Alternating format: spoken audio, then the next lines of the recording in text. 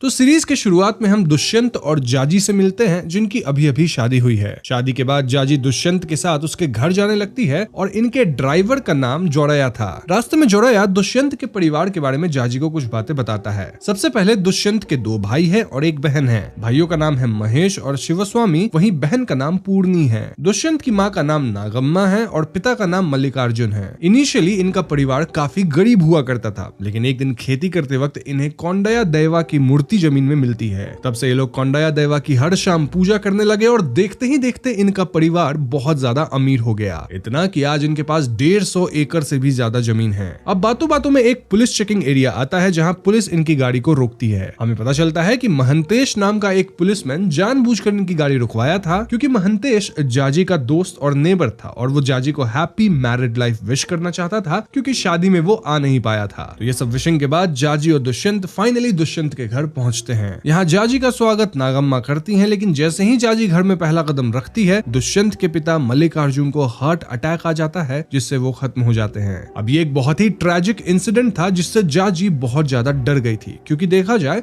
तो उसके घर में आते ही ऐसा अनर्थ हुआ। घर में जो पंडित जी आते हैं वो तक कह देते हैं कि उन्होंने ये शादी करने से मना किया था, क्योंकि उन्हें पता था कि नई बहू दुर्भाग्य लाएगी। ये सुनकर दुष्यंत तुरंत कहता है कि उसके पिता हार्ट अटैक से मरे हैं, ना कि जाजी के किसी दुर्भाग्य की वजह से। इनफैक्ट दुष्यंत की मां नागम्मा भी जाजी से कहती है कि इसमें उसकी कोई गलती नहीं है, क्योंकि जो होना है वो होता ही है। इससे जाजी को थोड़ा बेटर फील होता है एंड शी वाज हैप्पी कि उसका हस्बैंड उसे सपोर्ट कर रहा था। अब ये लोग मल्लिकार्जुन की बॉडी को शाम तक जला भी देते हैं, ताकि घर में शाम वाली कौंडया दैवा की पूजा ना रुके। अब ये थोड़ा सा स्ट्रेंज था फॉर जाजी, स्पेशली ये बात कि घर वाले किसी को भी इस बड़ी अनहोनी की इंफॉर्मेशन तक नहीं दिए थे। अब उस रात कुछ अजीब होता है। खाना खाते वक्त महेश एकदम से अपना खाना फेंक देता है एंड देन वो बहुत ज्यादा अग्रेसिव बिहेव करने लगता है। वो यहाँ किसी पुष्पावती का नाम ले रहा था और उसे उल्टी सीधी बातें बोल रहा था। महेश को पागलों जैसा बर्ताव करते देख जाजी बहुत डर जाती है और यहाँ महेश की बहन पूर्णी जब थोड़ा सा हंस देती है तो महेश उससे फिजिकली झगड़ने लगता है। फाइनली दुष्यंत मशाल जला के महेश को रोकता है और महेश को कंट्रोल करके उसे रूम पे भेज दिया जाता है। ये सब देख जाजी बुरी तरह से डर गई थी और नागम्मा उसे कंसोल करती है। नागम्मा जाजी और दुष्यंत को यह भी कहती है कि क्योंकि इनके घर में अनर्थ हुआ है, मतलब मौत हुई है, तो जब तक सब क्रियाकर्म ना हो जाए तब तक नागम्मा और दुष्यंत साथ में नहीं सो सकते। मतलब 13 दिन तक इन्हें फिजिकल नहीं होना है। खैर इसके बाद जाजी सोने के लिए पूर्णी के कमरे में जाती है और पूर्णी यहाँ जाजी को अपने कमरे में सोने नहीं देती। पूर्णी जाजी को उल्टी सीधी बातें भी बोलती है, लाइक भले तुम मेरी भाई की पत्नी हो लेकिन मैं तुम्हें एक्सेप्ट नहीं करूंगी एंड ऑल दैट। ऐसे में जाजी कमरे से बाहर सोने जाती है और वहाँ घर की मेड तायावा भी थी। तायावा बताती है कि ये फैमिली किसी भी सुख दुख में बाहर के लोगों को इन्वॉल्व नहीं करती है, इसीलिए मल्लिकार्जुन के खत्म होने के बाद भी इन्होंने इस बारे में अपने पड़ोसी तक को नहीं बताया। अब तायावा यहाँ एक सीक्रेट रिवील करती है। दरअसल दुष्यंत के दोनों भाई की बीवियां थी जो कि अब इस दुनिया में नहीं है। जी हाँ दोस्तों, this was a shock for जाजी, क्योंकि आज ही सुबह महेश बोला था कि उसकी बीवी तो मायके गई हुई है, जबकि रियलिटी तो ये है कि महेश और शिवस्वामी इन दोनों की बीवियां खत्म हो चुकी है। महेश की वाइफ का नाम पुष्पावती था, जो कि पास वाले कुएं में कूद के खत्म हुई थी, और शिवस्वामी की बीवी चारुलता थी, जो कि खुद से आग लगा के जल के खत्म हुई थी। खैर ये सब बातें करके जाजी सो जाती है। अब अगले दिन जाजी अपने अत्ते यानी अपनी सास नागम्मा से कहती है कि वो अपने घर से कपड़े नहीं लाई है, और ऐसे में नागम्मा उसे पुष्पावती के कपड़े पहनने को देती है। इसके बाद जाजी महेश को उसके कमरे में बुलाने जाती है, जहां महेश एकदम से जाजी पे हमला कर देता है। महेश को लग रहा था कि ये जाजी नहीं बल्कि उसकी पत्नी पुष्पावती है,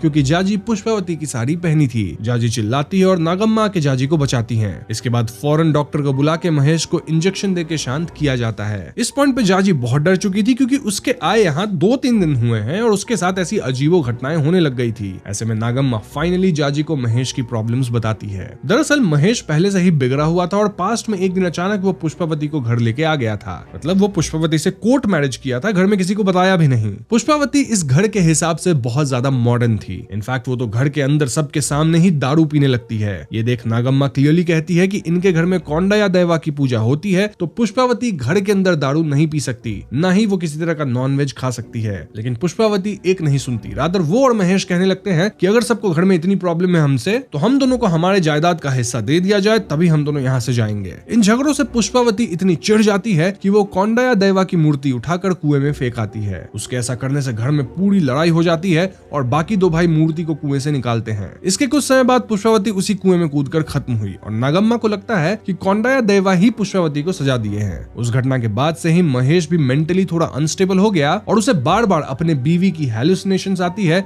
जिस वजह से वो अग्रेसिव बिहेव करता है। खैर ये सब जानने के बाद जाजी किचन में जाती है, जहां मेड तायावा बताती है कि मूर्ति कुएं में फेंकने वाले इंसिडेंट के बाद पुष्पावती एकदम बदल गई थी। जी हाँ दोस्तों, वो दारू पीना छोड़ दी थी और एकदम ट्रेडिशनल वुमेन हो गई थी। इनफैक्ट वो तो रोज दैवा की पूजा भी करने लग गई थी। बट देन पुष्पावती को पता लगता है कि उसका पति महेश दूसरी लड़कियों के साथ भी सो रहा है। ऐसे में पुष्पावती महेश पे चिल्लाती है। देन पूरे घर वालों से पूछने लगती है कि उन्होंने अपना कल्चर और संस्कार अपने बेटे महेश को क्यों नहीं सिखाया, क्या यही उनका संस्कार है। महेश यहाँ पुष्पावती पे हाथ उठा देता है और गुस्से में पुष्पावती दैवा के कमरे में खुद को बंद कर लेती है। अब ये घर वालों के लिए अनर्थ जैसा था, क्योंकि उस टाइम पुष्पावती के पीरियड चल रहे थे और यहाँ के रूल्स के हिसाब से पीरियड्स के टाइम पे घर के बाहर रहना होता है। एटलीस्ट दैवा के मंदिर वाले कमरे में तो नहीं ही जाना होता है। इस घटना के बाद पुष्पावती कुएं में गिर गई थी और ताइवा के हिसाब से पुष्पावती कुएं में गिरी थी, ना कि कूदी थी। एनीवेज, ये सब कहानी के बाद प्रेजेंट टाइम में घर पे पंडित आए थे जो कि मल्लिकार्जुन के गुजर जाने वाले रिचुअल्स करवा रहे थे। रिचुअल के 5 दिन हो गए थे और 8 दिन बाकी थे और तभी इनके घर पे वनमाला नाम की औरत आती है। वनमाला की बेटी चारुलता की शादी शिवस्वामी से हुई थी, यानी वनमाला शिवस्वामी की मदर इन लॉ हुई। अब मैंने आपको बताया था कि चारुलता खुद को आग लगा के समाप्त की थी, इसलिए वनमाला अपनी दूसरी बेटी पद्मालता के साथ यहाँ आई थी। अब जैसे ही वनमाला को पता चलता है कि दुष्यंत की शादी जाजी से हो गई है तो वो एकदम अपसेट हो जाती है, क्योंकि इस फैमिली ने वादा किया था कि ये लोग दुष्यंत की शादी पद्मालता से करवाएंगे। इसके बाद वनमाला जाजी से अकेले में मिलती है और वो जाजी को चारुलता का पास्ट बताती है। चारुलता की शादी शिवस्वामी से हुई थी और शादी के पहले दिन से ही इश्यूज होने लग गए थे। क्यों? क्योंकि चारुलता पूरी तरह से मेंटली ओके नहीं थी। आई मीन वो कुछ ज्यादा ही सेंसिटिव थी। फॉर एग्जाम्पल, पहले दिन वो इस बात पे अपसेट हो जाती है कि कोई उसे दिया जलाने नहीं दिया, और जब वो फाइनली दिया जला लेती है तो वो इस बात पे अपसेट हो जाती है कि कोई उसे दिया जलाते हुए देखने नहीं आया। अब एक रोज पता लगता है कि चारुलता की पीरियड्स लेट हो गई है एंड एवरीवन इज हैप्पी कि शायद वो प्रेग्नेंट हुई, लेकिन डॉक्टर बताते हैं कि उसको PCOS हो गया है, जो कि एक तरह की कंडीशन है इन वुमेन जिसमें पीरियड्स इर्रेगुलर या डिलेड हो जाती हैं। डॉक्टर का ये तक कहना था कि शायद चारुलता कभी मां बन ही नहीं पाएगी। इस बात से चारुलता टूट जाती है। अब दोस्तों, इससे पहले वनमाला आगे की कहानी जाजी को बताती, नागम्मा यहाँ आ जाती है, जिससे दोनों की कॉन्वर्सेशन बंद हो जाती है। अब उस रात नागम्मा आके जाजी को चारुलता की आगे की कहानी सुनाती है। वो बताती है कि चारुलता मेंटली अनस्टेबल होती जा रही थी और क्योंकि उसे बच्चा नहीं हो सकता था तो वो अपनी बहन पद्मालता की शादी दुष्यंत से करवाना चाहती थी, ताकि एटलीस्ट इस घर को वारिस मिल सके। चारुलता रात में पानी से भीगने के बाद दैवा की पूजा करने लग गई थी और धीरे धीरे वो पूरी तरह अनस्टेबल हो रही थी। ऐसे में ही एक रात वो खुद में आग लगा के समाप्त हो गई। अब दोस्तों, इस पॉइंट पे एक नया खुलासा होता है। खुलासा ये कि जाजी दुष्यंत की दूसरी बीवी है। जी हाँ दोस्तों, इससे पहले दुष्यंत की शादी बिंदु मालिनी नामक किसी लड़की से हुई थी और बिंदु मालिनी भी खत्म हो चुकी है। जाजी को जब ये बात पता लगता है तो वो एकदम शॉक में थी। हमें पता चलता है कि दुष्यंत के फैमिली ने जाजी के माता पिता को ये बात बता रखी थी, मतलब कि दुष्यंत की एक शादी पहले हो चुकी है एंड ऑल दैट, लेकिन फिर भी जाजी के पेरेंट्स उसकी शादी दुष्यंत से इसलिए करवा दिए क्योंकि वो लोग बहुत गरीब थे और इस शादी के बदले दुष्यंत की फैमिली जाजी के पेरेंट्स को 5 एकड़ जमीन दिए थे। इन शॉर्ट, जाजी के पेरेंट्स काइंड ऑफ उसे बेच दिए और वो लोग दुष्यंत की पहली शादी वाली बात जाजी से छिपा भी लिए थे। जो भी हो, जाजी को अब सब मालूम पड़ गया था और वो बहुत अपसेट थी। ऐसे में दुष्यंत जाजी को अपनी पहली पत्नी बिंदु मालिनी के बारे में बताता है, लाइक वो कैसे उससे मिला था एंड ऑल। तो बिंदु मालिनी इनके घर नवरात्रि पे नृत्य करने आई थी और वो अपना नाम सबको अक्षता बताई थी। दुष्यंत को बिंदु मालिनी पसंद आ रही थी। इनफैक्ट पूरे परिवार को बिंदु मालिनी का नृत्य भी पसंद आता है, लेकिन तभी दुष्यंत को एक कॉल आता है जिससे उसे पता लग जाता है कि बिंदु मालिनी इन्हें अपना गलत नाम बताई है। मतलब ओरिजिनल नाम बिंदु मालिनी ही है, लेकिन अपना नाम वो अक्षता बताई है। दुष्यंत यहाँ बिंदु मालिनी को हिंट कर देता है कि उसे उसका असली नाम पता है। ऐसे में बिंदु मालिनी उस रात भागने की सोचती है, लेकिन दुष्यंत उसे पकड़ लेता है। यहाँ बिंदु मालिनी रिवील करती है कि उसके पिता एक बड़े बिजनेसमैन है, लेकिन अपनी पिछली बिजनेस में उन्हें बहुत ज्यादा घाटा लगा, इतना कि उनका सब कुछ बर्बाद हो गया। ऐसे में हरीश कश्यप नाम का एक आदमी बिंदु के पापा के बिजनेस को खरीदने का प्रस्ताव रखा, लेकिन बदले में वो बिंदु से शादी भी करना चाहता था। अब हरीश 52 साल का था और बिंदु सिर्फ 24 साल की थी। मोreover बिंदु को शादी नहीं करना था, रादर वो अपने डांस को परस्यू करना चाहती थी। इसीलिए वो घर से भाग गई और नाम बदल के यहाँ अपने पैशन के तहत नृत्य करने आई है। ये सब सुनकर दुष्यंत को बिंदु के लिए बुरा फील होता है और वो बिंदु को अपने घर में ही रुकने कहता है। इस सब बातों के दौरान हम ये भी समझ पाते हैं कि बिंदु को सीवियर आजमा की प्रॉब्लम भी थी। खैर अगले दिन बिंदु के पिता यहाँ बिंदु को वापस लेने आए थे, लेकिन दुष्यंत ना सिर्फ उन्हें रोकता है बल्कि वो बिंदु से शादी करने का प्रस्ताव भी रख देता है। तो इस तरह इन दोनों की शादी हो गई थी और यहाँ बिंदु कहती है कि जब तक वो कुछ अचीव न कर ले इन हर लाइफ, तब तक वो दुष्यंत के साथ शारीरिक संबंध नहीं बनाएगी। नाउ द क्वेश्चन इज कि बिंदु कैसे खत्म हो गई। well, एक रात उसे आजमा अटैक आया और समहाउ घर में इनहेलर था ही नहीं। जब तक लोग गाड़ी से इनहेलर लेके आते, बिंदु अपना दम तोड़ दी थी। सो यस, ये थे बिंदु की स्टोरी और अगर आप गौर करें तो इस घर में तीनों भाई की बीवियां खत्म हो चुकी हैं। प्रेजेंट में ये बात जाजी भी समझ गई थी। जाजी को यह भी लगने लगा था कि शायद अगली बारी उसकी है। इसीलिए डरते हुए वो पंडित जी को बुलवाती है ताकि पंडित जी के माध्यम से वो कोंडाया दैवा से सवाल कर सके कि क्या इस घर में और भी लोग खत्म होने वाले हैं। पंडित जी दैवा से यही सवाल करते हैं और बदले में दैवा पे चढ़ा एक फूल गिरता है, which depicts कि इस घर में अभी और भी अनहोनी होगी। इससे जाजी बहुत डर जाती है और वो पंडित जी से पर्सनली पूछती है कि आखिर दैवा लोगों को क्यों खत्म कर रहे हैं। ये सुन के पंडित जी कहते हैं कि दैवा कभी हानि नहीं पहुंचाते, रादर वो सुरक्षा करते हैं। हानि तो भूत पहुंचाते हैं और इस घर में भूत है। पंडित जी बताते हैं कि इस जगह पे पहले एक दूसरा घर था जिसमें 6 लोग रहते थे और वो 6 के 6 लोग कुएं में कूद के समाप्त हुए थे। अब उसी जगह पे ये नया घर बना है और इसलिए यहाँ भी 6 लोग खत्म होंगे। देखा जाए तो 3 पत्नियां और एक बाबूजी खत्म हो गए हैं, यानी पंडित जी के हिसाब से 2 और जाने जाएंगी। अब पंडित जी ये भी सजेस्ट करते हैं कि जाजी और दुष्यंत को काशी विश्वनाथ जाना चाहिए। तो इसके बाद जाजी और दुष्यंत काशी जाने की प्लानिंग करने लगते हैं और इसी दौरान दोनों बैंक आते हैं। दुष्यंत बैंक मैनेजर से मिलने बैंक के अंदर जाता है और तभी बाहर बैंक का एक एम्प्लॉय जाजी से कहता है कि आपको काशी नहीं बल्कि स्विट्जरलैंड जाना चाहिए। क्यों? क्योंकि दुष्यंत के पास बहुत पैसा आया है। वो बताता है कि दुष्यंत अपनी पहली बीवी का लाइफ इंश्योरेंस करवाया था और उसके मरने के बाद दुष्यंत को 57 यानी 57 लाख मिले हैं। ये सुन के जाजी वो शॉक्ड और वहीं एक और आदमी कहता है कि कहीं पैसे के लिए ही दुष्यंत ने अपनी पहली बीवी को खत्म तो नहीं कर दिया। ये सुन के जाजी इमेजिन करने लगती है कि कहीं दुष्यंत ही बिंदु के इनहेलर्स को तो नहीं फेंक दिया था ना। अभी तो बिंदु को एकदम टाइम पे इनहेलर नहीं मिला और उससे वो खत्म हुई। तभी दुष्यंत कार में वापस आता है और वो बताता है कि उसने जाजी का 60 लाख का इंश्योरेंस करवा दिया है जिसके पेपर्स पे जाजी को साइन करना है। जाजी साइन करने से डर रही थी क्योंकि कहीं लोग उसे भी खत्म ना कर दे और बदले में इंश्योरेंस का पैसा ले, लेकिन समहाउ जाजी को साइन करने के लिए कन्विंस कर लिया जाता है। यहाँ नागम्मा भी जाजी को थोड़ा शांत करती है, सेइंग कि दुष्यंत अच्छा इंसान है और वो तो दूसरी शादी करना भी नहीं चाहता था, मेरे कहने पे किया। खैर घर में पूजा होता है और जब जाजी प्रसाद देने महेश के कमरे में जाती है तो महेश वहाँ खत्म पड़ा हुआ था। जी हाँ दोस्तों, देख के ऐसा लग रहा था मानो महेश को किसी चीज का ओवरडोज हुआ है और ऐसे में घर के लोग बहुत परेशान हो जाते हैं। ये लोग महेश को दफना देते हैं, लेकिन उस रात पुलिस वाले आके महेश की लाश को खोद कर बाहर निकलवाते हैं। क्यों? क्योंकि दोस्तों जाजी यहाँ अपने पुलिस फ्रेंड महंतेश को कॉल करके बता दी थी कि इस घर में कुछ तो गड़बड़ हो रहा है, इसलिए पुलिस वाले महेश की लाश का पोस्टमार्टम करना चाह रहे थे। जाजी यहाँ रिवील करती है कि कल रात वो शिवस्वामी को देखी थी जो कि महेश को दवा की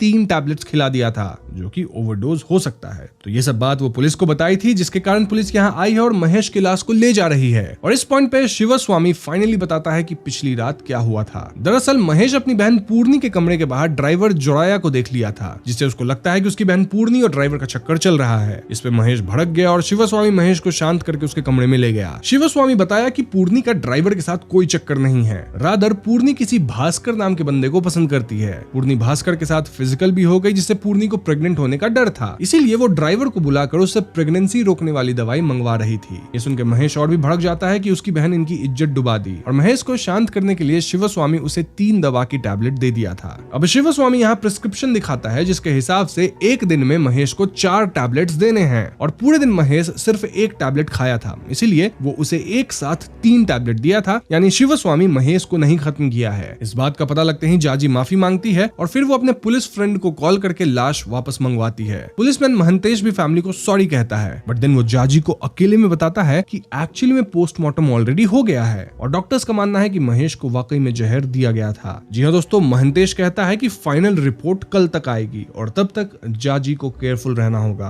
खैर इसके बाद जाजी किचन में जाती है जहाँ गौरी गड्ढे करके एक वेजिटेबल रखा था। जाजी गौरी गड्ढे को टच कर लेती है और मेड ताइवा फौरन उसे हाथ धोने को कहती है। यहाँ ताइवा बताती है कि गौरी गड्ढे बहुत जहरीला होता है, लेकिन इसके रूट को पीस के एकदम चुटकी भर कषाय में डाला जाए तो सर्दी खांसी बुखार ठीक होता है, बट ध्यान रहे एकदम चुटकी भर डालना है, थोड़ा भी एक्स्ट्रा डाला तो ये जहर है। खैर इसके बाद जाजी कषाया पीती है और तभी उसे महंतेश का कॉल आता है। महंतेश बताता है कि महेश और मल्लिकार्जुन दोनों नेचुरली नहीं बल्कि गौरी गड्ढे के पॉइजन की वजह से खत्म हुए थे। जाजी ये सुन के शॉक में थी, लेकिन एकदम से वो नीचे गिरती है। जी हाँ दोस्तों, कोई तो जाजी के कषाया में भी गौरी गड्ढे का जहर मिला दिया था और इससे जाजी खत्म होने लगी थी। यहाँ तुरंत ही डॉक्टर को बुलाया जाता है जो कि समहाउ जाजी को होश में लाती है। तब तक सबका शक मेड ताइवा पे जाता है और ताइवा को पकड़ के घर पे लाया जाता है। इस पॉइंट पे जाजी रिवील करती है कि वो ताइवा के कारण ही बची है, क्योंकि जहर लगते ही ताइवा जाजी को किसी तरह की जड़ी बूटी खिलाई जिससे जाजी को उल्टी हो गई, मतलब उल्टी में जहर भी निकल गया और वो बच गई। सो यस, मेड ताइवा तो कातिल नहीं है, इनफैक्ट वो तो जाजी को बचाई है, लेकिन जाजी को ये पता लग गया था कि कातिल कातिल कौन है। She was none other than Nagamma, क्योंकि वही जाजी के लिए कषाया बनाई थी। जाजी यहाँ किसी और को ये बात नहीं बताती, लेकिन नागम्मा को भी पता लग गया था कि जाजी अब उनका सीक्रेट जानती है। But the question here is कि आखिर नागम्मा क्यों सभी लोगों को मार रही थी और वो ऐसा कैसे कर पा रही थी। इसका जवाब आपको तुरंत ही मिल जाएगा। फॉर नाउ आप ये जानिए कि परिवार के सारे लोग मंदिर जाते हैं ताकि वो लोग दैवा से पूछ सके कि उनके परिवार में इतने लोग क्यों खत्म हो रहे हैं। यहाँ नागम्मा मंदिर जाने से मना कर देती है और वो सबके जाने के बाद घर में गौरी गड्ढे वाले जहर खोजने लगती है। वहीं मंदिर पे जाजी थोड़ी देर के लिए सबसे अलग होती है और वो अपने पुलिस वाले दोस्त महंतेश से बात करने लगती है। फिर एकदम से हम जाजी को घर पे देखते हैं जहाँ उसके हाथ में जहर का डब्बा था और वो नागम्मा को सीधा कन्फ्रंट करती है। इससे नागम्मा काफी घबरा रही होती है और उन्हें एक बच्चे के हंसने की हैलुसिनेशन भी आती है। इस बच्चे को याद रखना क्योंकि इसके बारे में मैं आपको तुरंत बताऊंगा। फॉर नाउ नागम्मा अपना रियल मोटिव बताती है। दरअसल नागम्मा बचपन से ही खुद को रानी समझती थी, लेकिन इनका परिवार काफी गरीब था। गरीबी के कारण नागम्मा को बासी खाना मिलता और ऐसे में उसका भाई उससे कहता कि तुम अपने आप को रानी समझती हो, खेलते वक्त हमेशा रानी बनती हो, लेकिन घर में तुम एक कुत्ते की तरह हो। अब नागम्मा को जिस बच्चे की हैलुसिनेशन आई थी वो उसका भाई ही है दोस्तों। एनीवेज, तो क्योंकि नागम्मा का भाई उसे कुत्ता बोल रहा था तो वो अपने भाई का गला दबा देती है। इससे भाई खत्म नहीं होता आई गेस, लेकिन इस बात के लिए नागम्मा की माँ उसे फिजिकली काफी पनिश करती है। इससे गुस्सा होकर नागम्मा अपनी माँ को ही जहर दे देती है और इस तरह से वो अपने घर की एल्डर बन जाती है, यानी सबसे एजेड मेंबर, सबसे बड़ी मेंबर, जिसकी बात सब मानेंगे इंक्लूडिंग हर ब्रदर। अब हमें ये तो नहीं दिखाया गया कि नागम्मा अपने भाई के साथ क्या की, बट वी कैन अज्यूम कि वो अपने भाई को भी कम एज में ही समाप्त कर दी होगी, क्योंकि तभी तो आज भी उसे अपने भाई के हैलुसिनेशंस आते हैं, जो कि बच्चा ही दिखता है इन हैलुसिनेशंस। खैर, तो आगे नागम्मा हमेशा से मैट्रियार्क रही, मतलब सब कुछ कंट्रोल करती थी। She was the leader. In fact Nagamma का हस्बैंड भी उसकी बात ही मानता था। सब नागम्मा के ही सुनते थे, जिससे उन्हें रानी जैसा फील होता था। बट देन महेश घर में पुष्पावती को लेके आ गया। पुष्पावती घर में दारू पीने लगी, नॉनवेज खाने का नाटक वगैरह कर रही थी, बट आगे चल के वो घर के रूल्स को फॉलो करने लग गई थी। पुष्पावती रिचुअल्स वगैरह इसीलिए फॉलो करने लग गई थी क्योंकि अब उसे घर का कमांड चाहिए था। वो क्लियरली नागम्मा से कह देती है कि अब वो घर चलाएगी और नागम्मा की इस घर में अब एक नहीं चलेगी। ये बात नागम्मा से बर्दाश्त नहीं हुई, इसलिए एक बार देर रात वो पुष्पावती को कुएं के पास बुलाई और बातचीत करते हुए उसे कुएं में धकेल दी। अब चारुलता नागम्मा को ऐसा करते देख ली थी और इसलिए अगले दिन वो नागम्मा को 2 थप्पड़ मारी। पहला थप्पड़ क्योंकि वो पुष्पावती को कुएं में गिरा के खत्म कर दी थी और दूसरा थप्पड़ क्योंकि नागम्मा जानबूझ के चारुलता को कुछ ऐसी जड़ी बूटियां या दवाइयां खिला रही थी जिससे वो प्रेग्नेंट ना हो सके। जी हाँ दोस्तों, चारुलता यहाँ दूसरे डॉक्टर से चेकअप करवाई जो कि उसे ये सब बताया और नागम्मा का जो फैमिली डॉक्टर था वो तो करप्ट था। चारुलता बोलती है कि अगले दिन वो पुलिस बुला के नागम्मा को अरेस्ट करवा देगी। ऐसे में नागम्मा उस रात चारुलता के ऊपर तेल डाल के उसे जला के खत्म कर दी। ये सब सुन के जाजी नागम्मा से पूछती है कि तुम कौंडया दैवा के होते ऐसा कैसे कर सकती हो, और नागम्मा कहती है कि दैवा तो बस शांत है, कुछ नहीं करते। अभी एकदम से नागम्मा को जाजी में दैवा दिखते हैं और वो हड़बड़ा के फिसल जाती है। इससे नागम्मा सर के बल गिरती है और उसके सर में चोट आती है और वो समाप्त हो जाती है। थोड़ी देर बाद सभी घर वाले वापस आते हैं और वो नागम्मा को खत्म पाते हैं। Now the weird part is कि जाजी भी इनके साथ ही वापस आई थी, तो फिर नागम्मा के सामने जो जाजी थी वो कौन थी, इस पे हम थियरीज में बात करेंगे। फॉर नाउ जाजी इस घर की अकेली लेडी थी और वही यहाँ की मैट्रियार्क बन जाती है। एंडिंग सीन में मेड ताइवा जाजी से पूछ रही होती है कि नागम्मा कौंडया देवा में इतना मानती थी, फिर वो कैसे समाप्त हुई। ये सुन के जाजी बस स्माइल करती है और सीरीज यहीं पे खत्म हो जाती है। तो दोस्तों, ये थी अयाना मन्ने सीरीज की कहानी और ये कहानी एकदम स्ट्रेट फॉरवर्ड है। स्टिल यहाँ जो कुछ थोड़ी बहुत कंफ्यूजिंग बात है उसको मैं एक्सप्लेन कर देता हूँ। तो सबसे पहले ये बात क्लियर है कि कातिल नागम्मा ही थी। उन्हें बचपन से रानी की तरह रहना था, जिनकी सभी बात माने और इज्जत करे। जब नागम्मा की माँ उसे मारी पीटी तो नागम्मा अपनी माँ को ही गौरी गड्ढे खिला के खत्म कर दी। देन मोस्टली वो अपने भाई को भी खत्म कर दी होगी एट सम पॉइंट, तभी उसका भाई उसे हैलुसिनेशन में दिखता है, वो भी बच्चे के ही रूप में, और वो नागम्मा को नाई यानी कुत्ता बोलता रहता है और मजाक भी बनाता है सेइंग कि तुम्हारा खेल पकड़ा गया। कई सालों बाद नागम्मा के बेटे शादी करने लगे और सबसे पहले वो यहाँ पुष्पावती को खत्म की क्योंकि पुष्पा उनकी जगह लेना चाहती थी। देन वो चारुलता को खत्म की क्योंकि चारुलता को नागम्मा का सच पता चल गया था। नागम्मा ही चारुलता को जहर दे रही थी जिससे चारू को बच्चा भी नहीं हो रहा था। वो ऐसा शायद इसलिए कर रही थी क्योंकि प्रेग्नेंट होने के बाद सभी चारू पे ध्यान देने लग जाते। चारू के बाद नागम्मा ही बिंदु मालिनी को भी मारी होगी क्योंकि नागम्मा को ये तक पसंद नहीं था कि उसके बेटे अपनी बीवी के करीब आए, और क्योंकि दुष्यंत बिंदु को चाहता था तो वो बिंदु को निपटा दी होगी। हम कई बार सीरीज में देखे हैं कि नागम्मा अलग अलग बहाने बनाती थी ताकि उसके बेटे कभी भी अपनी पत्नी के साथ शारीरिक संबंध न बनाए। इनफैक्ट जब भी दुष्यंत बिंदु के साथ या फिर इवन जाजी के साथ क्लोज आता था तो नागम्मा एकदम से बीच में आके कुछ तो कहानी सुनाने लग जाती थी। देन नागम्मा महेश को खत्म की क्योंकि वो उत्पात मचाने लगा था और उसको नागम्मा पे शक था। साथ ही इन जनरल वो नागम्मा की इज्जत भी नहीं करता था। इसी बीच वो अपने पति को भी निपटा दी, लेकिन ऐसा वो क्यों की इसका जवाब हमें नहीं दिया गया है। मोस्टली बिकॉज पति भी कुछ सवाल जवाब करने लग गया होगा। फाइनली वो जाजी को भी मारना चाहती थी, लेकिन अंत में वो खुद खत्म हो गई। एक तरह से देखा जाए तो घर में वाकई 6 लोग समाप्त हुए, जिसके बाद ही मौत का सिलसिला रुका। Now the biggest question is कि अंत में क्या वाकई जाजी ही नागम्मा को कन्फ्रंट की थी? वेल, इसके 2 पॉसिबिलिटीज हैं। पहली पॉसिबिलिटीज कि जाजी को पता तो था कि नागम्मा ही कातिल है, लेकिन वो तो मंदिर में थी या फिर वहीं पास में अपने पुलिस फ्रेंड के साथ थी। यानी घर में दिखने वाली जाजी ओरिजिनल जाजी नहीं बल्कि कोंडा या दैवा थे, जो कि फाइनली नागम्मा को पनिश करने आए थे। तभी नागम्मा को दैवा दिखे भी थे, जिससे डर के वो गिरते हुए समाप्त हुई। दूसरी पॉसिबिलिटी है कि जाजी मंदिर के पूजा के दौरान बीच में घर आई होगी और उस पे दैवा का आशीर्वाद था, जिसकी मदद से वो नागम्मा को निपटा दी। देन वो वापस मंदिर चली गई होगी। अब सच्चाई जो भी हो, एंड में जाजी इस घर की लीडर बन चुकी है, यानी कि मैट्रियार्क बन गई है। और जाजी के अलावा किसी को भी नहीं मालूम कि घर में मौतें क्यों हो रही थी। इनफैक्ट किसी को ये तक नहीं पता कि नागम्मा कैसे समाप्त हुई है। इस पॉइंट पे सीरीज खत्म हो जाती है।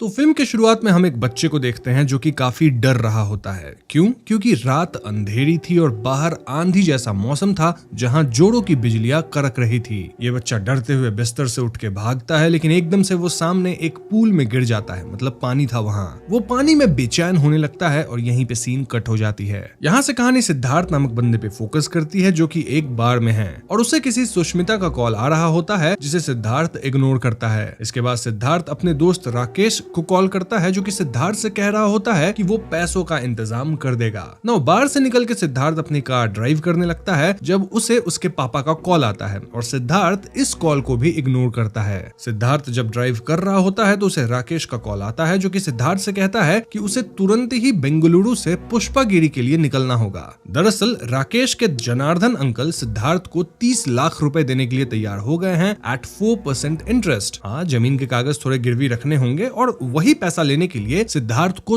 तुरंत पुष्पागिरी के लिए निकलना होगा। हम समझ पाते हैं कि सिद्धार्थ भले एक ठीक ठाक अमीर फैमिली से आता है, लेकिन वो खुद कुछ नहीं करता और फिलहाल तो वो 30 लाख के कर्जे में है, जो कि उसे 1-2 दिन में ही चुकाना है। राकेश, जो कि सिद्धार्थ का दोस्त है, वो सिद्धार्थ को जल्द से जल्द पैसे जुगाड़ने में मदद कर रहा था। अब ये दोनों फोन पे बात कर ही रहे होते हैं कि रास्ते में एक बंदा सिद्धार्थ की कार को रोकने की कोशिश करता है। हम देख पाते हैं कि रोड साइड में एक्सीडेंट हुआ था और बंदा कह रहा होता है कि सिद्धार्थ विक्टिम्स को अस्पताल ले जाने में मदद करे। सिद्धार्थ इस बंदे को इग्नोर करके आगे बढ़ जाता है, क्योंकि उसे तुरंत पुष्पागिरी जाना था। खैर, तो सिद्धार्थ आगे बढ़ता है और उसे दोबारा सुष्मिता का कॉल आता है। इस बार सिद्धार्थ फोन उठाता है और सुष्मिता पूछने लगती है कि सिद्धार्थ उसे क्यों इग्नोर कर रहा है। इन दोनों की बातों से हम समझ पाते हैं कि सुष्मिता सिद्धार्थ से बहुत प्यार करती है और वही सिद्धार्थ को अप्रोच भी की थी। फिर एक रात दोनों इंटीमेट हो गए, जिससे सुष्मिता अब प्रेग्नेंट हो चुकी है। सुष्मिता चाहती है कि सिद्धार्थ उससे प्यार करे, दोनों साथ में जीवन व्यतीत करे और इस बच्चे को पाले, लेकिन सिद्धार्थ इस सब कमिटमेंट के लिए तैयार नहीं है। इनफैक्ट वो तो उस इंटीमेसी वाली रात को भी बस एक मिस्टेक मानता है। खैर, सिद्धार्थ ये कॉल कट करता है और कुछ दूर जाके वो अपनी गाड़ी रोकता है। गाड़ी के ग्लव बॉक्स से वो एक शादी का कार्ड निकालता है, जिसपे प्रिया वेड्स रिची लिखा था। फ्लैशबैक्स द्वारा हमें बताया जाता है कि प्रिया एक्चुअली में सिद्धार्थ की गर्लफ्रेंड हुआ करती थी और सिद्धार्थ उससे बहुत प्यार करता था। फिलहाल प्रिया की जिस रिची से शादी होने वाली है, वो एक्चुअली में प्रिया का कलीग हुआ करता था, मतलब सेम ऑफिस में दोनों काम करते थे। पास्ट में प्रिया अपने ऑफिस वालों के साथ 3 दिन ट्रिप पे जा रही थी और तभी सिद्धार्थ को शक था कि ये रिची प्रिया पे लाइन मारता है, लेकिन प्रिया तब बोली थी कि रिची तो बस एक दोस्त है और वो एक अच्छा इंसान है। फिर आगे क्या हुआ ये तो हम व्यूअर्स को बताया नहीं गया, लेकिन इट्स क्लियर कि प्रिया सिद्धार्थ को छोड़ दी और अब वो रिची से ही शादी कर रही है। शायद ट्रिप पे ही रिची और प्रिया एक दूसरे के करीब आए होंगे। इसी इंसिडेंट से सिद्धार्थ बिल्कुल टूट गया और अब वो रिलेशनशिप्स में इंटरेस्टेड नहीं है। तभी तो वो सुष्मिता को अपने से दूर कर रहा है, जो कि एक्चुअली में सिद्धार्थ से प्यार करती है। खैर, थोड़ा आगे जाके सिद्धार्थ एक पेट्रोल पंप पे फ्यूल अप करने के लिए रुकता है और यहाँ वो नोटिस करता है कि एक ओमनी वैन उसके कार का पीछा कर रही थी। सिद्धार्थ इस पे ज्यादा ध्यान नहीं देता और वो ड्राइव करते हुए अपने घर पे कॉल लगाता है। कॉल उसकी बहन उठाती है, क्योंकि घर पे फिलहाल सिद्धार्थ के मॉम डैड नहीं थे और ऐसे में सिद्धार्थ अपनी बहन से कह देता है कि वो कल शाम तक घर आएगा, मतलब आज रात नहीं लौटेगा। इसके बाद सिद्धार्थ फिर से नोटिस करता है कि ओमनी वाले अब भी उसके कार का पीछा कर रहे थे और ऐसे में सिद्धार्थ अपनी गाड़ी एक जगह रोकता है। ओमनी वाले भी कुछ दूर पे पीछे अपनी गाड़ी रोकते हैं, लेकिन फिर तुरंत ही वो सिद्धार्थ की गाड़ी से आगे निकल जाते हैं। इसके बाद सिद्धार्थ वापस अपनी ट्रिप रिज्यूम करता है और रास्ते में वो एक ढाबे पे रुकता है, क्योंकि उसका सिगरेट खत्म हो गया था। इस ढाबे पे 3 आदमी सिद्धार्थ को घूर रहे होते हैं और आपस में कुछ इशारे कर रहे थे। नाउ ढाबे का शॉपकीपर सिद्धार्थ से कहता है कि अगर वो पुष्पागिरी जा रहा है तो उसे मेन हाईवे वाला रूट ही पकड़ना चाहिए। ऐसा इसलिए क्योंकि भले मेन हाईवे वाला रूट 25-30 किलोमीटर लंबा है, वहाँ जाने में थोड़ा ज्यादा टाइम लग सकता है, लेकिन वो रास्ता एकदम सेफ है, रोड बढ़िया है, रोड चौड़ी सी है। वहीं पहाड़ी वाले रास्ते में काफी हेयर पिन बेंड्स हैं, देन रोड खराब और पतली है। ऑल्दो पहाड़ी रास्ता शॉर्टकट जैसा तो है। हम व्यूअर्स ये भी नोटिस करते हैं कि इस एरिया में पुलिस गाड़ी गश्त लगा रही थी। खैर सिद्धार्थ को यहाँ एक बंदे का बार बार कॉल आ रहा था जिसका नाम सिद्धार्थ अपने फोन में बास्टर्ड लिख के सेव किया था। फाइनली सिद्धार्थ ये कॉल उठाता है और दूसरी तरफ से कोई बंदा सिद्धार्थ को धमकाता है कि अगर सिद्धार्थ उसके 30 लाख कल तक नहीं लौटाया तो वो बंदा सिद्धार्थ के परिवार वालों को चोट पहुंचाएगा। इस बात से सिद्धार्थ और उस बंदे में कहासुनी हो जाती है। इनफैक्ट सिद्धार्थ को पता चलता है कि उस बंदे का आदमी सिद्धार्थ के घर के आसपास ही है। सिद्धार्थ कहता है कि वो कल शाम तक पूरे पैसे लौटा देगा। फॉर नाउ ये जो बंदा कॉल कर रहा है वो सिद्धार्थ को डिस्टर्ब ना करे और उसकी फैमिली के करीब भी ना जाए। इस कॉल के बाद सिद्धार्थ तुरंत अपने घर कॉल करता है जहां उसकी बहन फोन उठाती है। वो बताती है कि हाँ घर पे 2 लोग आए थे जो कि अपने आप को सिद्धार्थ का दोस्त बता रहे थे। हालांकि दोनों बस चाय पी के वापस चले गए। सिद्धार्थ तुरंत अपनी बहन को हिदायत देता है कि वो घर के दरवाजे लॉक कर ले और किसी को अंदर आने ना दे। अब यहाँ एक अजीब बात ये थी कि अब तक देर रात हो चुकी थी लेकिन सिद्धार्थ के पेरेंट्स घर नहीं लौटे थे। खैर सिद्धार्थ अपनी जर्नी रिज्यूम करता है और वो यहाँ शॉर्टकट पहाड़ी रास्ता ही चुनता है ताकि वो जल्द से जल्द पैसे लेके बैंगलोर लौट सके। हमें यहाँ कुछ फ्लैशबैक्स दिखाए जाते हैं जहाँ हम सिद्धार्थ का बचपन देख पाते हैं। बचपन से ही सिद्धार्थ बुली हुआ करता था जहाँ स्कूल के बुलीज उसे अंधेरे बाथरूम्स में बंद कर देते थे। तब से सिद्धार्थ को अंधेरे से डर लगने लगा था और फर्स्ट सीन में जो बच्चा डर रहा था ना वो सिद्धार्थ ही था। दिन बड़े होने के बाद सिद्धार्थ कोई ऐसा काम वाम नहीं करता है। इनफैक्ट प्रिया जब उसका दिल तोड़ दी तो सिद्धार्थ गलत नशे करने लग गया। वो घर पे देर तक सोता रहता और सिद्धार्थ के पिता हमेशा उसे ताना मारा करते थे। हालांकि सिद्धार्थ की माँ अब भी उससे प्यार करती थी, उसे सपोर्ट करती थी और करंट ट्रिप वाली सुबह ही वो सिद्धार्थ से बोल रही थी कि वो एक नया मोबाइल नंबर ली है क्योंकि पिछला नंबर काम नहीं कर रहा था और सिद्धार्थ उस नंबर को सेव कर ले। माँ जी ये भी बोल रही थी कि उनको सुबह एक बहुत भयानक सपना आया था। सिद्धार्थ इन बातों को इग्नोर किया था, नंबर भी सेव नहीं किया और घर से निकल लिया था। खैर coming to present trip, Siddharth को वापस सुष्मिता का कॉल आता है जो कि रो रही होती है और वो सिद्धार्थ से डायरेक्टली ही पूछ लेती है कि क्या सिद्धार्थ उससे प्यार करता है। सिद्धार्थ ना बोल देता है जिससे सुष्मिता का दिल टूट जाता है। वो कहती है कि वो सिद्धार्थ के बच्चे को खुद से ही पालेगी और भले सिद्धार्थ उससे प्यार नहीं करता है लेकिन वो सिद्धार्थ से प्यार करती है। सिद्धार्थ इन बातों से टेंशन में आ जाता है क्योंकि उसे ऑलरेडी एक दिन के अंदर पुष्पागढ़ी से 30 लाख रुपए लाने थे और ऐसे में वो गाड़ी रोक के स्मोक करने लगता है। तभी यहाँ पुलिस की एक गाड़ी आती है और वो सिद्धार्थ को पब्लिक में स्मोकिंग करने से मना करती है। इनफैक्ट इस तरह से वो गाड़ी रोड पे खड़ा नहीं कर सकता। ऐसे में सिद्धार्थ तुरंत अपनी गाड़ी में बैठ के निकलता है और वो नोटिस करता है कि वो जो ओमनी उसका पीछा कर रही थी वो अगेन इस एरिया में इधर उधर घूम रही थी। खैर सिद्धार्थ आगे बढ़ता और एक जगह रोड पे बैरियर गिराया गया था बाई पुलिस। एक पुलिस वाला सिद्धार्थ की आरसी लाइसेंस वगैरह चेक करता है। देन वो सिद्धार्थ को आगे जाने देता है सेइंग कि आगे रास्ता खतरनाक है तो वो ध्यान से गाड़ी चलाए। सो यस सिद्धार्थ फाइनली घाट सेक्शन में एंटर करता है और तभी उसे एक अननोन नंबर से कॉल आता है। दूसरी तरफ से एक औरत रो रही होती है सेइंग कि वो बेंगलुरु से पुष्पागिरी जा रही थी और घाट सेक्शन में उनकी गाड़ी रोड से नीचे घाट में ही गिर गई। उनके साथ उनका बेटा भी है और इन दोनों को तुरंत मदद चाहिए वरना वो सरवाइव नहीं कर पाएंगे। सिद्धार्थ को ये एक प्रैंक कॉल लगता है क्योंकि फिलहाल तो सिद्धार्थ ही ना बेंगलुरु से पुष्पागिरी जा रहा था। मोर ओवर वो अनजान लेडी सिद्धार्थ के नंबर पे ही कॉल क्यों करी। इस पे लेडी कहने लगती है कि उनके फोन का स्क्रीन क्रैक कर गया है और काम नहीं कर रहा, यही रैंडम नंबर पे कॉल लग गया है, इसलिए सिद्धार्थ प्लीज उनकी मदद करे, फोन को कट ना करे। सिद्धार्थ का मन तो नहीं था कि वो इसमें अपना टाइम बर्बाद करे लेकिन लेडी इतना रो रही थी और रिक्वेस्ट कर रही थी कि सिद्धार्थ फाइनली अपनी गाड़ी मोड़ के उस जगह पे जाता है जहां पुलिस रोड को ब्लॉक करी थी ताकि वो पुलिस को इस एक्सीडेंट की खबर दे दे। लेकिन जब सिद्धार्थ वहां पहुंचता है तो वहां अब कोई पुलिस वाला नहीं था। ऐसे में सिद्धार्थ 108 पे एम्बुलेंस को कॉल करता है और वो बताता है कि घाटी एरिया में एक एक्सीडेंट हुआ है जिसमें एक माँ और उसका बेटा इंजर्ड हुए हैं तो जल्द से जल्द एम्बुलेंस को वहां भेजा जाए। अब दोस्तों मैं आपको बता दूं कि इस सब के दौरान सिद्धार्थ अननोन नंबर का फोन काटा नहीं था, रादर वो औरत को होल्ड पे रखता था, देन एम्बुलेंस वालों से बात करता था, देन वहां से जो अपडेट मिला वो औरत को बताता था। मतलब कॉल स्वैप कर रहा था,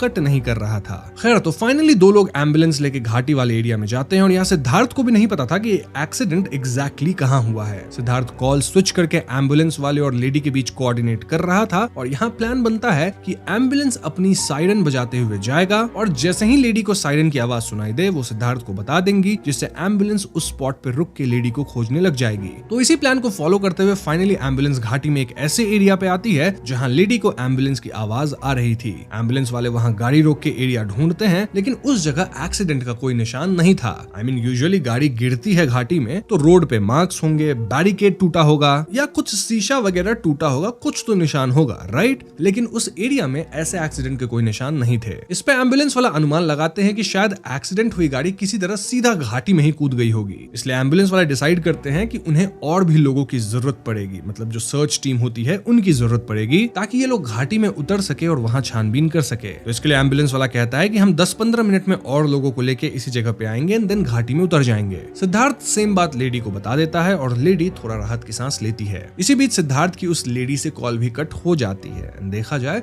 तो लेडी का टच स्क्रीन काम नहीं कर रहा था, तो शायद अब ये कॉल हो भी नहीं पाएगा। इसके बाद सिद्धार्थ अपनी जर्नी कंटिन्यू करता है, जहां घाटी वाले रास्ते में वो ओमनी वापस उसके कार के पीछे लग जाती है। सिद्धार्थ अपनी गाड़ी भगाता है, लेकिन ओमनी वाले भी अपनी गाड़ी तेज कर देते हैं और वो सिद्धार्थ की गाड़ी को पीछे से ठोकने लग जाते हैं। इस टक्कर में सिद्धार्थ की गाड़ी घाटी से गिर जाती है, यानी कि दोस्तों सिद्धार्थ का बुरा वाला एक्सीडेंट हो चुका है। खैर यहाँ हमें फिर से कुछ फ्लैशबैक्स दिखाए जाते हैं, जहाँ कैसे प्रिया सिद्धार्थ को अपने शादी की ही कार्ड देने आई थी। देन प्रिया के छोड़ जाने के बाद सिद्धार्थ नशे वगैरह करने लग गया था और उसकी जिंदगी पूरी तरह से बर्बाद हो गई थी। एनीवेज प्रेजेंट में जब सिद्धार्थ को होश आता है तो वो खुद को घाटी के जंगल में पाता है, जहां वो अपनी गाड़ी में ही फंसा हुआ था और एक्सीडेंट के कारण उसकी गाड़ी पूरी तरह से टूट चुकी थी। इनफैक्ट सिद्धार्थ खुद काफी बुरी तरह से चोटिल था। सिद्धार्थ के फोन में नेटवर्क भी नहीं था, जिस कारण से वो 108 पे कॉल भी नहीं कर पाया। देन वो गाड़ी से निकल भी नहीं पा रहा था, एज गाड़ी का डोर एक्सीडेंट के कारण जाम हो चुका था। सिद्धार्थ ये रात गाड़ी में ही बिताता है और जब बारिश होती है तो वो बारिश का ही पानी किसी तरह पीता है। अगली सुबह वो फाइनली किसी तरह गाड़ी का दरवाजा खोल के निकलता है और बैक सीट एंड डिक्की तक पहुंचता है। यहाँ सिद्धार्थ पाता है कि उसकी गाड़ी में 2 अनजान बैग्स पड़े थे, जिनमें भर भर के पैसा था। जी हाँ दोस्तों, सिद्धार्थ तुरंत इन बैग्स को लेकर जंगल में आगे बढ़ने लगता है ताकि वो यहाँ से कैसे भी निकल सके। वो लंबे समय तक चलता रहता है ताकि वो किसी गाँव या बस्ती तक पहुंचे, लेकिन चारों तरफ सिर्फ जंगल ही था। इनफैक्ट फोन में भी नेटवर्क आ ही नहीं रही थी।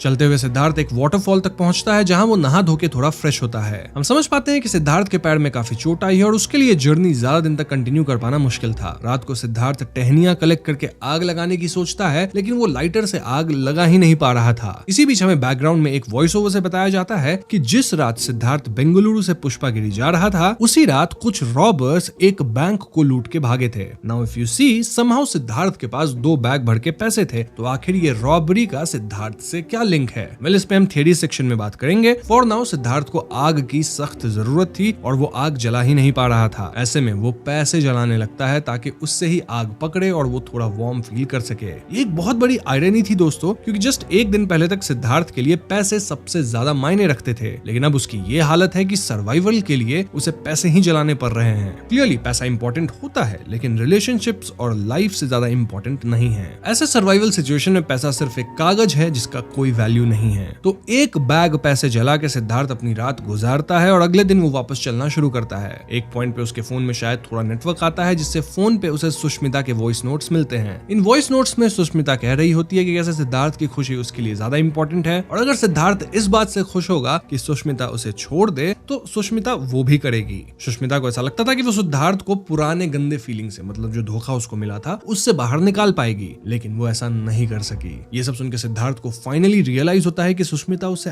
एक्चुअली में बहुत ज्यादा प्यार करती है और कैसे सिद्धार्थ सुष्मिता को गलत तरीके से ट्रीट किया है, उसे इंपॉर्टेंस नहीं दिया। इस पॉइंट पे सिद्धार्थ सुष्मिता से माफी मांगना चाहता था, उसके साथ रहना चाहता था, लेकिन वो ऐसी जगह फंसा था जहां से उसका बचना भी मुश्किल था। फोन में वापस नेटवर्क नहीं आ रहा था, जिस कारण सिद्धार्थ अपनी जर्नी कंटिन्यू करता है, लेकिन बिना खाए धूप में उसे कमजोरी होती है, जिससे वो गिर के बेहोश हो जाता है। अब जब सिद्धार्थ को होश आता है तो रात हो चुकी थी और वो फिर आगे बढ़ता है। तभी पास में उसे एक टाइगर दिखता है और सिद्धार्थ उससे छिपता है। इसी मोमेंट जंगली चींटियां सिद्धार्थ को काटने लगती हैं, उसके पैर पे चढ़ जाती हैं और सिद्धार्थ बहुत ज्यादा दर्द में था, लेकिन वो चिल्ला नहीं सकता था क्योंकि टाइगर आवाज सुन के उसे खा जाएगा। एक पॉइंट पे दर्द बर्दाश्त से बाहर हो जाता है और ऐसे में सिद्धार्थ अपने से दूर पत्थर फेंकता है और दूर पत्थर की आवाज सुन के टाइगर उसी ओर चला जाता है। फिर सिद्धार्थ चिल्लाते हुए चींटियों को हटाता है और इसी के पैरेलल में हमें सिद्धार्थ के फ्लैशबैक्स दिखाए जाते हैं, जहां वो नशा करके भी ऐसे ही चिल्लाता था और बेचैन फील करता था। अगर आपको याद हो तो बचपन से सिद्धार्थ को अंधेरे से डर लगता था, लेकिन अभी उसे जंगल के अंधेरे में आगे बढ़ना पड़ रहा है। खैर सिद्धार्थ किसी तरह रात बिताता है और अगले दिन वो जंगल के पेड़ पे पैसे चिपकाने लगता है ताकि उसे अंदाजा रहे कि वो कौन से रास्ते पे गया है और किस पे नहीं गया। सिद्धार्थ पूरे दिन चलता रहता है और फाइनली वो एक ऐसे स्पॉट पे पहुंचता है जिसे देख के वो रोना शुरू करता है। क्यों? क्योंकि वो घूम फिर के अपनी एक्सीडेंट हुई कार तक ही पहुंच गया था। जी हाँ दोस्तों, इस पॉइंट पे सिद्धार्थ को लगता है कि उसका बचना अब नामुमकिन था, क्योंकि बहुत तेज बारिश भी होने लग गई थी। वो कार के टूटे हुए शीशे से गलत कदम उठाने की सोचता है, लेकिन तभी वो 2 लोगों को देखता है जो कि सर्च और रेस्क्यू टीम का हिस्सा थे। ये दोनों एक्सीडेंट हुई गाड़ी ढूंढ रहे थे और सिद्धार्थ चिल्ला के उनको बुलाने की सोचता है। लेकिन दोस्तों अब तक सिद्धार्थ इतना कमजोर हो चुका था कि उसके मुंह से आवाज तक नहीं निकलती।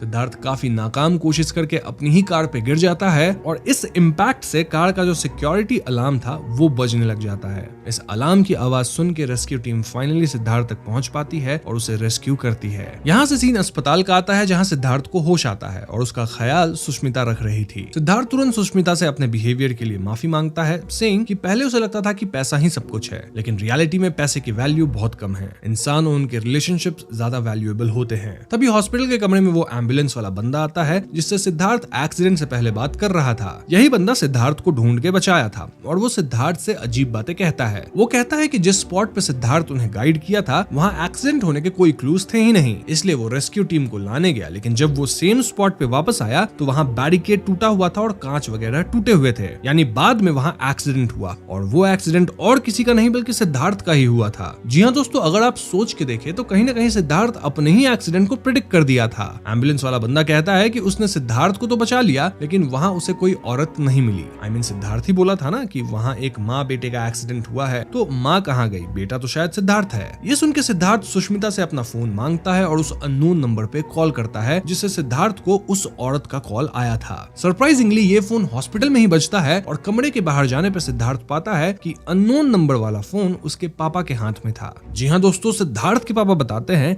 कि ये अननोन नंबर सिद्धार्थ की माँ का है, वही नया नंबर जो कि सिद्धार्थ की माँ उसे सेव करने बोली थी लेकिन सिद्धार्थ सेव नहीं किया था। नाउ द ट्विस्ट हुआ, सिद्धार्थ के पापा और माँ का भी टाउन में एक एक्सीडेंट हुआ था जिसमें सिद्धार्थ की माँ नहीं बच सकी। ये सुनकर सिद्धार्थ शॉक में हॉस्पिटल के बाहर भागता है और यहाँ अगेन कुछ नए ट्विस्ट्स आते हैं, काफी कुछ रिवील किया जाता है। दरअसल जब सिद्धार्थ बेंगलुरु से निकल रहा था उस रात, तब अगर आपको याद हो तो एक बंदा सिद्धार्थ की गाड़ी को रोकने की कोशिश किया था, सेइंग कि यहाँ एक एक्सीडेंट हुआ है एंड सिद्धार्थ विक्टिम्स को अस्पताल ले जाने में मदद करे। सिद्धार्थ उसे इग्नोर करके आगे बढ़ गया था, लेकिन दोस्तों ये एक्सीडेंट एक्चुअल में सिद्धार्थ के पापा और मम्मी का ही हुआ था। अगर सिद्धार्थ मदद करता तो शायद टाइम से उसकी माँ अस्पताल पहुंच जाती और बच भी सकती थी, लेकिन सिद्धार्थ मदद नहीं किया और आज उसकी माँ इस दुनिया में नहीं है। स्टिल दोस्तों, माँ तो माँ ही होती है ना। उनकी आत्मा को पता था कि पुष्पागिरी जाते वक्त रास्ते में सिद्धार्थ की गाड़ी घाटी में गिर जाएगी और इसलिए वो सुपरनैचुरल तरीके से सिद्धार्थ को कॉल करके उससे ही उस जगह पे पहले से ही एम्बुलेंस बुलवा ली थी। इससे भले सिद्धार्थ का एक्सीडेंट हुआ लेकिन उसे रेस्क्यू कर लिया गया जिससे सिद्धार्थ की जान बची। अगर एम्बुलेंस पहले से वहां नहीं होती तो सिद्धार्थ के एक्सीडेंट के बारे में शायद किसी को पता भी नहीं चलता और सिद्धार्थ सर्वाइव नहीं कर पाता। सिद्धार्थ इस बात को रियलाइज करके टूट जाता है और वो सड़क पे ही बैठ जाता है। यहीं पे वृत्ता फिल्म खत्म हो जाती है।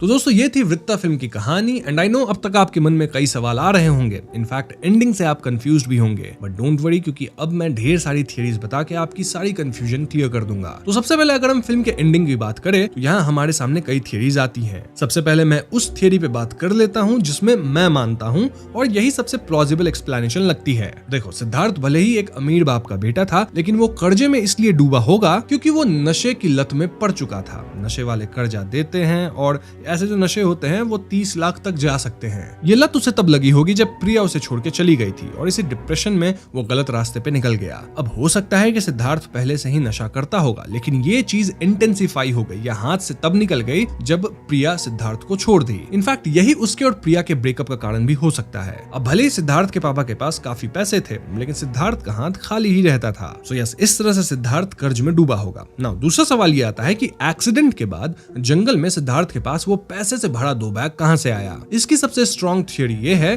कि वो ढाबे पे जो 3 लोग सिद्धार्थ को घूर रहे थे ना, वो एक्चुअली वही बैंक रॉबर्स थे जिनका जिक्र न्यूज में हो रहा था। उन रॉबर्स ने देखा कि चारों तरफ पुलिस की नाकाबंदी है और हर जगह गाड़ी चेक हो रही है, लेकिन सिद्धार्थ के पास मर्सिडीज थी और पुलिस अक्सर महंगी लग्जरी गाड़ियों को उतना बारीकी से चेक नहीं करती जितना आम आदमियों की गाड़ियों को करती है। इसलिए जब सिद्धार्थ ढाबे पे बिजी था तो उन रॉबर्स ने मौका देखकर वो पैसा छुपाने के लिए सिद्धार्थ की गाड़ी की डिक्की या बैक सीट में डाल दिए होंगे ताकि वो पुलिस चेकिंग से बच सके। या फिर ये पैसे ट्रांसफर का काम तभी हुआ था जब सिद्धार्थ बाहर से निकल के फर्स्ट टाइम अपनी गाड़ी में बैठा था। Basically we can't be sure कि ये 3 लोग पैसे कब ट्रांसफर किए सिद्धार्थ की गाड़ी में, लेकिन वही लोग ऐसा जरूर किए थे। मोस्टली मेरे हिसाब से ये ढाबे पे ही हुआ था। तभी तो बाद में वही रॉबर्स अपनी ओमनी में सिद्धार्थ का पीछा कर रहे थे ताकि वो सुनसान इलाके में सिद्धार्थ से अपना पैसा वापस ले सके। वो सिद्धार्थ को लूटना नहीं चाहते थे बल्कि अपना ही छुपाया हुआ माल वापस लेने के लिए चेज कर रहे थे और इसी चेज के चक्कर में सिद्धार्थ का घाटी के अंदर एक्सीडेंट हो गया। इसके बाद सबसे बड़ा ट्विस्ट आता है सिद्धार्थ की माँ और सुपरनैचुरल एलिमेंट्स को लेकर। फिल्म की एंडिंग ये कंफर्म करती है कि वो अननोन नंबर किसी और का नहीं बल्कि सिद्धार्थ की माँ का ही था। इस थियरी को अगर डिटेल में देखें तो पता चलता है कि सिद्धार्थ की माँ की आत्मा ने उसे सुपरनैचुरल तरीके से प्रोटेक्ट किया।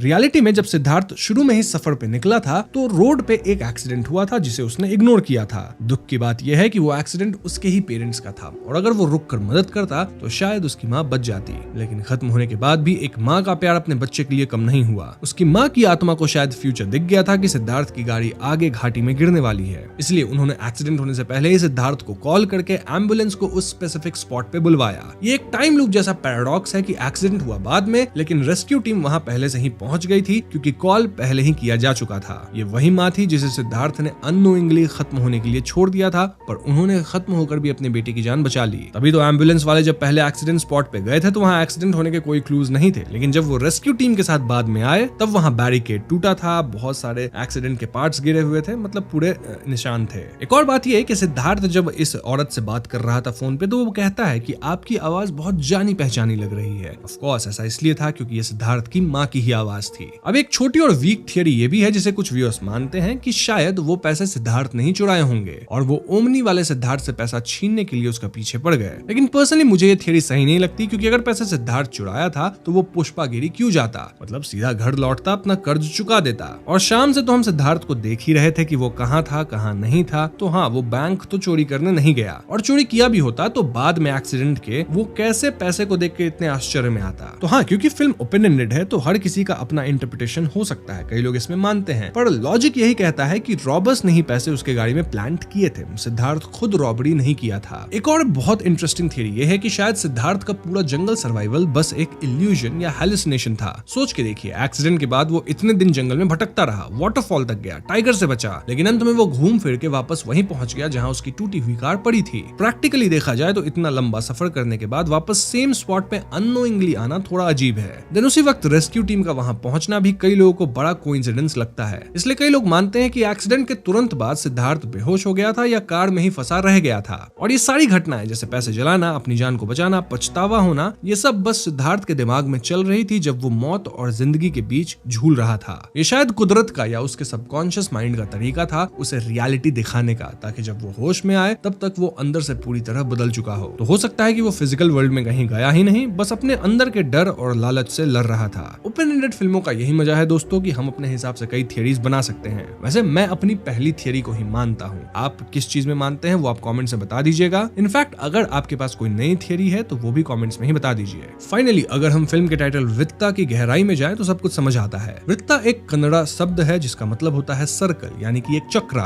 फिल्म की कहानी सिद्धार्थ के लिए एक फुल सर्कल मोमेंट है। शुरुआत में हमने देखा कि सिद्धार्थ कैसा इंसान था, अपनी माँ पे चिल्लाता था, सुष्मिता से प्यार की कदर नहीं करता था और उसके लिए पैसा ही सब कुछ था। लेकिन एक्सीडेंट के बाद उसकी लाइफ का पहिया घूमा, जंगल में सर्वाइवल के लिए उसे वही पैसे जलाने पड़े जिनके लिए वो भाग रहा था। एंड ये दर्शाता है कि पैसे की अहमियत सिर्फ एक कागज के बराबर है जब बात जिंदगी और मौत की हो। एंडिंग तक आते आते सिद्धार्थ वापस वहीं पहुंच गया जहां से सब कुछ शुरू हुआ था, लेकिन अब उसका नजरिया बदल चुका है। जो इंसान पहले फोन कॉल से इग्नोर करता था वो अंत में एक कॉल कनेक्ट होने की भीख मांग रहा था। जिसने माँ बाप और प्यार को ठुकराया वो अंत में उन्हीं रिश्तों के लिए तड़प रहा था। ये फिल्म सिर्फ एक थ्रिलर नहीं बल्कि सिद्धार्थ के रिडेम्पशन का एक वृत्ता है, जहां वो खोकर ही सब कुछ पाता है और समझता है कि असली दौलत पैसा नहीं बल्कि अपने लोग होते हैं। तो बस यही थी फिल्म की एक्सप्लेनेशन। उम्मीद करता हूँ आपको ये वीडियो पसंद आई होगी। पसंद आई है तो वीडियो को लाइक और शेयर करें। साथ ही चैनल पर नए हैं तो हमें सब्सक्राइब भी कीजिएगा क्योंकि हम अपने चैनल पे ऐसी वीडियोस लाते रहते हैं। पीस।